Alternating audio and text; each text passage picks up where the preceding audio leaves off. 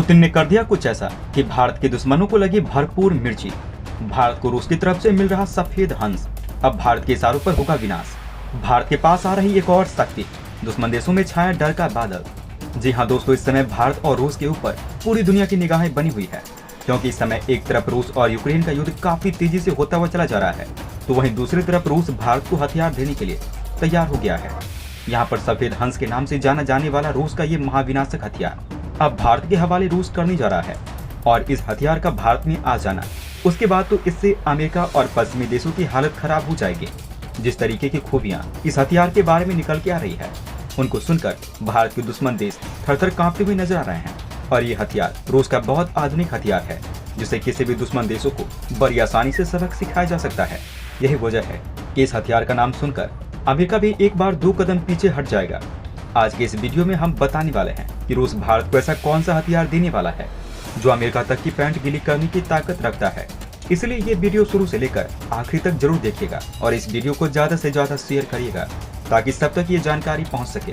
दोस्तों, भारत के दुश्मन ये बात बहुत अच्छे से जानते हैं कि भारत और रूस का रिश्ता ऐसा है जिसको छोड़ा नहीं जा सकता, और भारत के पीएम नरेंद्र मोदी और रूस के राष्ट्रपति व्लादिमीर पुतिन ने ये रिश्ते को बखूबी निभाया भी है, और हमें देखने को मिलता है कि इसकी मिसालें दी जाती है दुनिया के कोने कोने में।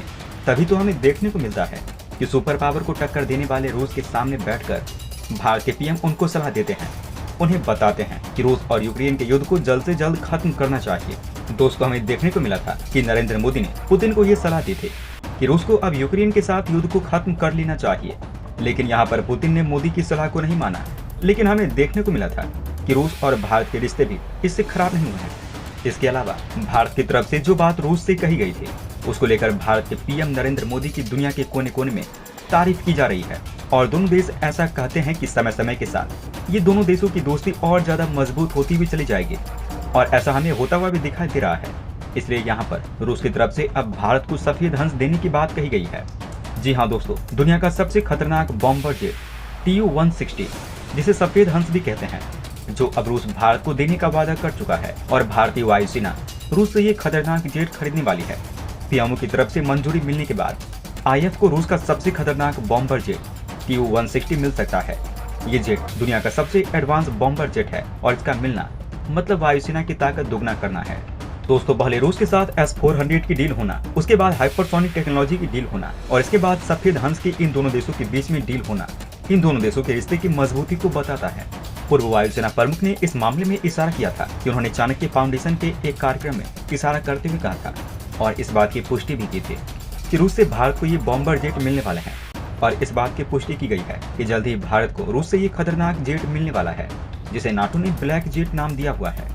दोस्तों, इस बॉम्बर जेट के बारे में मिलता है कि ये एक सुपरसोनिक जेट है, जिसे 1970 में डिजाइन किया गया था, और साल 1987 में ये सेवा में आया, और इसे सोवियत संघ के लिए डिजाइन किया गया था।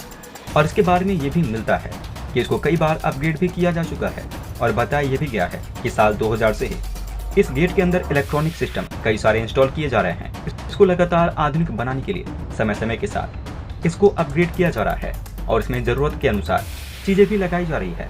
दिसंबर 2014 में अपग्रेडेड एयरक्राफ्ट की पहली डिलीवरी की गई थी।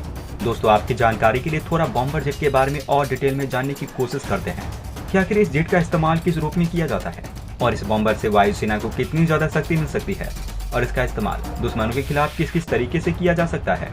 सबसे पहले जानते हैं कि क्या होता है बॉम्बर जेट। अगर आपके मन में भी ये सवाल आ रहा है, तो इसको आसान भाषा में समझने की कोशिश करते हैं।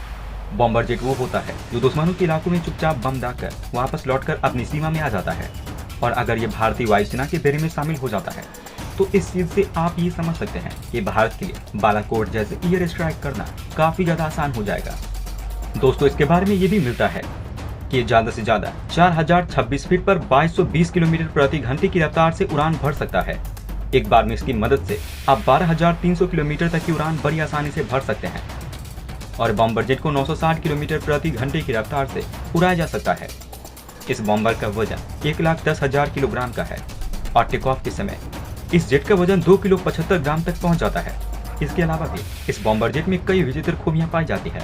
दोस्तों, जितनी खूबियां ये बॉम्बर जेट में पाई जाती है, उसको देखकर भारतीय दुश्मनों को तो मिर्ची लगना ही था, और इसके आज आने के बाद से भारत के दुश्मनों को भारत से सतर्क होकर रहना चाहिए, और भारत से बोलने से पहले 1000 बार सोचना पड़ेगा।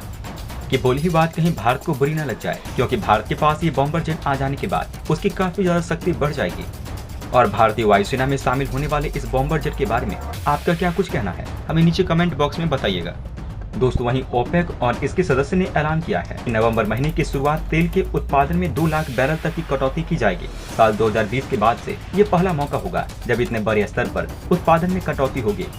ओपेक के इस ऐलान के बाद से ही पश्चिमी देश घबराए हुए हैं। तेल के बाजार ने इस ऐलान को ज्यादा गंभीरता से नहीं लिया है।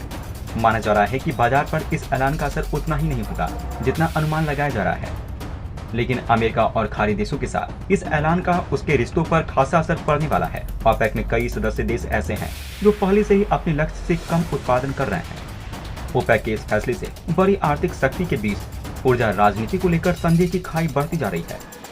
उसमें ओपेक के कई लीडर्स ने रूस की वकालत की। रूस को ही इस ऐलान के पीछे की वजह माना जा रहा है। अमेरिका समेत कई देशों का कहना है कि सऊदी अरब और यूएई समेत ओपेक के बाकी सदस्यों का रवैया रूस की तरफ पक्षपात से भरा है और इस दावे में ज्यादा दम नजर नहीं आता है।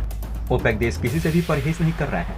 कई देश ऐसे हैं जो अमेरिका के अलावा रूस से भी अपने रिश्ते अच्छे चाहते हैं। इसके लिए वो कई ऐसे क्षेत्रों में काम करने को तैयार हैं जो काफी सीमित है।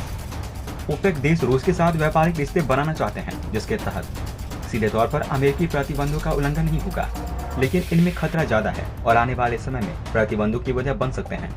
नए फैसले के बाद भी अमेरिका ने उम्मीद जताई है कि सुरक्षा संबंध आगे बढ़ेंगे और आर्थिक लक्ष्य पूरे होते रहेंगे। लेकिन ये भी तय है कि ओपेक का कटौती वाला ऐलान अमेरिका के साथ रिश्तों को बिगाड़ेगा। अमेरिका की तरफ से धमकी दी गई है कि प्रस्तावित कटौती के बाद सऊदी अरब और यूएई में तैनात मिसाइल सिस्टम और अमेरिकी सैनिकों को वापस बुलाया जा सकता है। अमेरिका का कहना है कि सऊदी अरब ने रूस का पक्ष लिया है और तेल की कीमतों में इजाफा करने का फैसला किया है। अमेरिकी कांग्रेस के एक सांसद की माने तो अमेरिका को अब सुपर पावर की तरह बर्ताव करना होगा।